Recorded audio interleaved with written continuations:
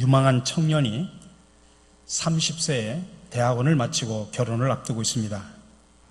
하지만 박사학위의 논문을 제출해놓고 그 결과를 기다리고 있는 그는 그만 병이 들어 의사로부터 15분 후면 죽는다고 하는 선고를 받습니다. 그는 불안과 초조에 떨면서 몸부림치기 시작을 합니다. 그러는 사이에 시간은 15분, 14분, 13분 흘러갑니다. 그때 갑자기 편지요 하는 소리와 함께 편지가 배달이 됩니다. 내용은 억만장자 삼촌이 돌아가셨다는 소식으로 또 그 삼촌의 재산 상속자가 바로 청년이라고 하는 변호사의 통보였습니다. 그러는 사이 시간은 또 흘러 시계는 이제 청년이 생명이 이제 10분, 9분, 8분이 남았음을 가리킵니다. 그때 또다시 편지하면서 또 한 통의 편지가 배달이 됩니다. 내용은 박사학위 논문이 잘 통과되었다고 하는 소식입니다. 시간은 생명이 7분, 6분, 5분이 남았음을 가리킵니다. 그때 또 편지하면서 한 통의 편지가 날아옵니다. 사랑하는 사람의 부모님이 결혼을 승낙했다고 하는 애인의 반가운 편지였습니다. 그러나 시계는 멈추지 않고 3분, 2분, 1분이 지나면서 마침내 청년의 숨을 멈추는 것으로 그 연극은 끝이 납니다. 억만장자의 유산 상속도, 박사학위도, 사랑하는 사람과의 결혼 승낙도 그 청년에게는 아무런 의미가 없는 것이 되고 말았습니다. 여기서 이 15분이라고 하는 것은 15개월이 될 수도 있고 15년이 될 수도 있고 그 두 배인 30년이 될 수도 있습니다. 그러나 영원한 가치가 아니면 의미가 없기는 15분이나 15년이나 거의 비슷한 것 아니지 않습니까? 똑같은 거지 않습니까? 오늘 우리가 함께 읽은 성경에도 이와 비슷한 이야기가 나옵니다. 한 부자가 있었습니다. 그 밭이 수만 평에 이르러 만석지기였습니다. 근데 그 해에 다행히도 풍년이 들어 소출이 엄청났습니다. 근데 부자가 가지고 있는 창고가 꽤나 크고 많은 곡식을 쌓을 수가 있었지만은 예년과 비교가 되지 않을 정도로 엄청난 소출을 거두었기 때문에 그 창고 가지고는 어림도 없습니다. 그래서 그는 부랴부랴 곡간을 헐고 그보다 훨씬 더 크게 다시 지었습니다. 그리고 그곳에 산더미처럼 많이 쌓아놓았습니다. 부자는 그 창고를 보면서 너무나 흡족해서 혼잣말을 합니다. 오늘 19절입니다. 영혼아, 여러 해 쓸 물건을 많이 쌓아두었으니 평안히 쉬고 먹고 마시고 즐기자. 근데 하나님께서 듣고 말씀하십니다. 20절입니다. 어리석은 자여, 오늘 밤에 내 영혼을 도로 찾으리니 그러면 내 준비한 것이 누구 것이 되겠느냐. 오늘 우리는 이 본문 말씀을 통해서 두 가지 단어에 관심을 기울이면서 함께 은혜를 나누고자 합니다. 첫 번째로는 어리석은 자여라고 부르고 있습니다. 왜 하나님께서 이 부자를 어리석은 사람이라고 그렇게 불렀을까요?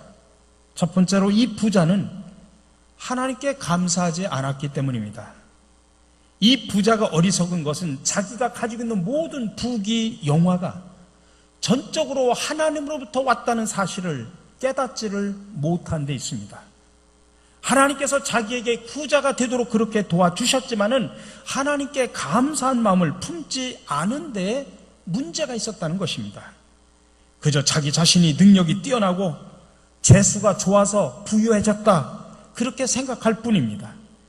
자기 부와 소유의 근원이 하나님으로부터 왔다는 사실을 전혀 깨닫지를 못했습니다.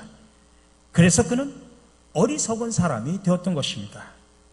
두 번째로 부자는 철저히 자기 중심적인 이기적인 사람입니다. 오늘 17절에서부터 19절에 보면은 1인칭 대명사가 수도 없이 나옵니다. 내가, 내 곡간을 내가 나 11차례나 나옵니다. 이것은 무엇을 의미합니까? 이 부자의 관심은 오로지 자기 자신밖에 없다는 사실을 가르쳐주고 있습니다. 부자는 다른 사람에 대해서는 털끝만큼도 주의를 기울이지 않습니다. 오로지 자기 자신의 부귀와 자신의 필요, 자신의 미래에 대해서만 걱정을 할 뿐입니다. 로마의 속담에 이런 말이 있습니다. 돈이란 바닷물과 같다. 마시면 마실수록 더 갈증을 느끼게 되어 있다.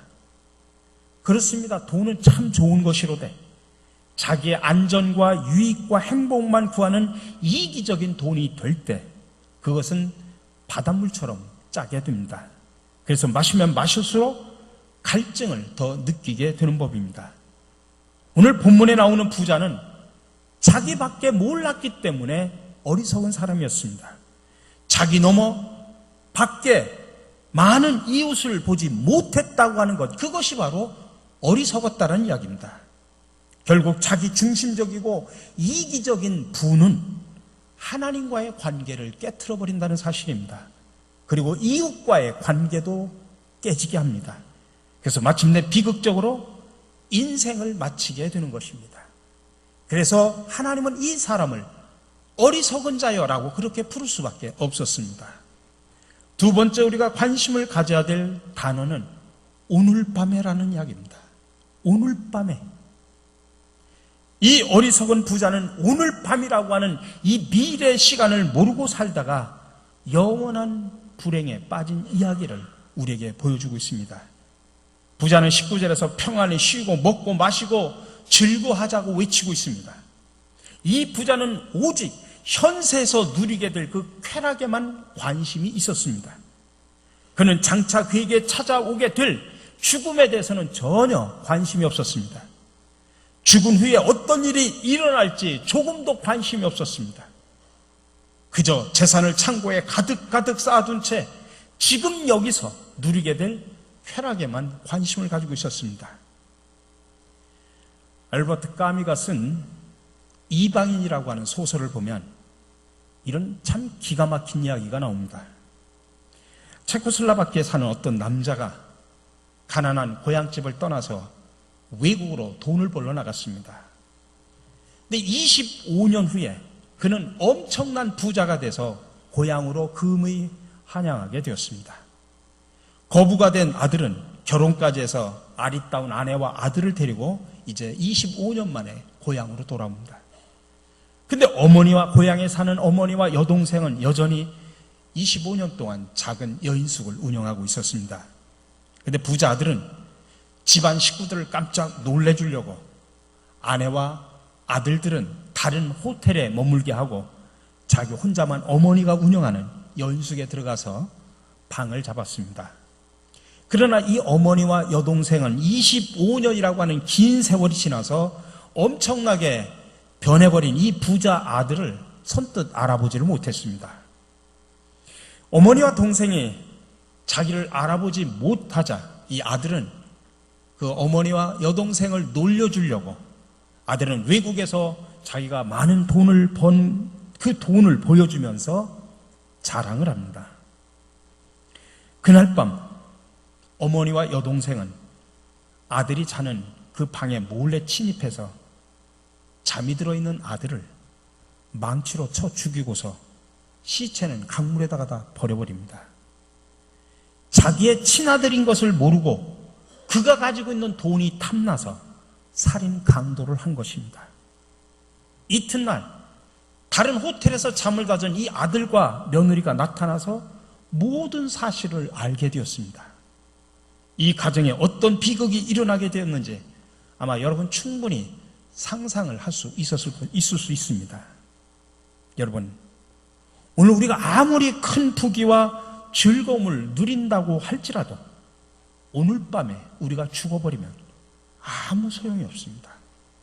그래서 예수님은 누가복음 9장 25절에서 이렇게 말씀하십니다. 사람이 말 온 천하를 얻고도 자기를 잃든지 빼앗기든지 하면 무슨 유익이 있으리요. 부자가 오늘 어리석은 것은 오늘 밤에 일어날 일을 생각하지 못했다는 사실입니다. 자기의 부귀와 향락이 천년만년 계속될 것이라고 하는 착각 속에 살았습니다. 자기가 언젠가는 죽게 될 것이라는 사실을 깨닫지 못했던 것이 바로 그의 불행이었습니다. 바로 이와 같이 어리석기 짝이 없는 부자에게 하나님은 오늘 20절에서 말씀하십니다. 어리석은 자여, 오늘 밤에 내 영혼을 도로 찾으리니 그러면 내 준비한 것이 누구의 것이 되겠느냐? 예수님은 이 비유에서 이 부자가 오늘 밤 당장 죽을 수도 있음을 지금 지적하고 계시는 겁니다. 사람이 한치 앞을 내다보지 못하는데 만일 네가 오늘 밤에 죽는다면 네가 쌓아놓은 그 모든 부귀 영화, 그 모든 재산이 누구 것이 되겠느냐? 정말 전곡을 찌르는 그런 말씀입니다. 그래서 예수님께서는 오늘 어리석은 이 부자의 비유를 말씀하시면서 21절에 결론으로 이렇게 말씀하십니다. 자기를 위하여 재물을 쌓아두고 하나님께 대하여 부여하지 못한 자가 이와 같으니라. 부자는 이 세상을 향해서는 남부러울 것 없이 부유한 사람이었습니다. 그러나 하나님을 향해서는 형편없이 빈곤한 사람이었습니다. 예수님은 이런 부자의 삶을 어리석은 사람이라고 표현하고 있습니다. 우리 사랑하는 성도 여러분, 오늘 여러분들의 삶은 어떻습니까? 어리석었습니까? 아니면 슬기롭게 살아오셨습니까? 오늘 밤에 하나님께서 여러분의 영혼을 부르신다면 여러분들은 어떻게 될 것이라고 생각하십니까? 성경에 나타난 비문들이라고 하는 글 가운데 어떤 사람이 꿈에 본 지옥에 있는 영들의 큰 회의 장면에 대해서 이렇게 말을 하고 있습니다. 지옥의 상석에 사탄이 앉아서 그 회의를 주재하고 있었습니다. 사탄들의 회의의 주제는 뭐냐면 어떻게 하면 많은 영혼들을 쓰러뜨리고 넘어뜨리고 속여서 멸망의 지옥으로 많이 데려올 것인가. 그때 흑암 중에 한 영이 나타나서 말합니다. 자기는 가서 많은 사람들에게 하나님이 없다고 이야기를 하겠다.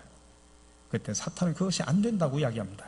이유는 사람은 하나님께 지음받은 피조물이기 때문에 사람의 마음속에는 항상 하나님의 음성이 들려오기 때문이라고 거절을 합니다. 두 번째 영이 나타나서 자기는 세상에 가서 사람들에게 천국이 없다고 이야기할 것이다. 사탄은 그것도 안 된다고 이야기합니다. 그 이유는 사람은 유한한 세상에서 언제나 불만족하고 있기 때문에 행복한 내세를 늘 기다리고 있기 때문에 효과가 없을 것이다라고 이야기합니다. 세 번째 영이 나타나서 자기는 사람들에게 가서 지옥이 없다고 이야기를 하겠다. 사탄은 그것 역시도 안 된다고 말합니다. 이유는 사람들은 언제나 양심의 가책을 받고 살기 때문에 그 양심 스스로가 지옥을 두려워하고 있기 때문이라고 거절합니다. 그때 네 번째 영이 나타나서 말하기를 자기는 세상에 가서 사람들에게 그렇게 서둘 것이 없다. 내일이 있지 않느냐? 자기는 그렇게 말을 하겠다라고 말했습니다. 그러자 사탄은 옳다. 그 방법이다. 그 방법을 선택하자. 그래서 그 방법을 선택해서 사람들을 지옥으로 데려오는 것이 좋을 것 같다 해서 결국은 그 방법이 선택이 됐다고 합니다. 그래서 사탄은 언제나 우리에게 와서 내일 하지. 좀 조용할 때, 좀 돈 좀 벌어놓고 나서 다음에 내가 시간과 틈이 있으면 내가 생각해보고 다음 기회에 그런 유혹을 수도 없이 우리에게 와서 속삭인다고 하는 것입니다. 그러나 여러분, 결코 그럴 수 없습니다.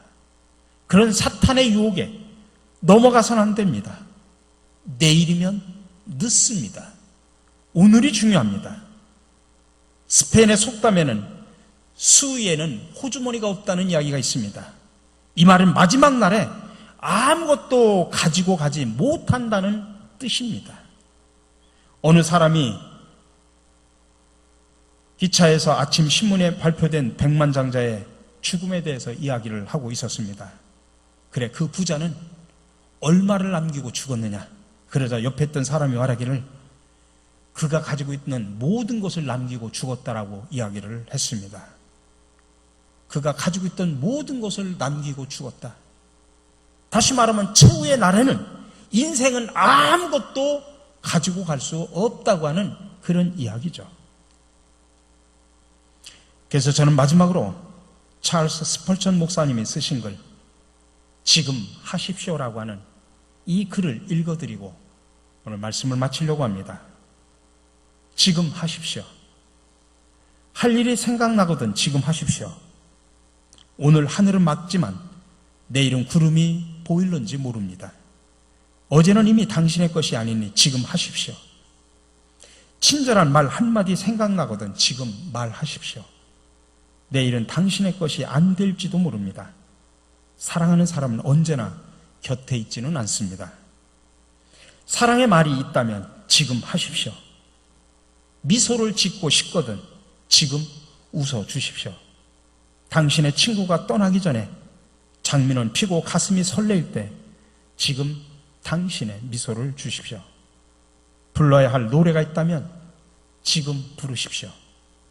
당신의 해가 저물면 노래 부르기엔 너무 늦습니다.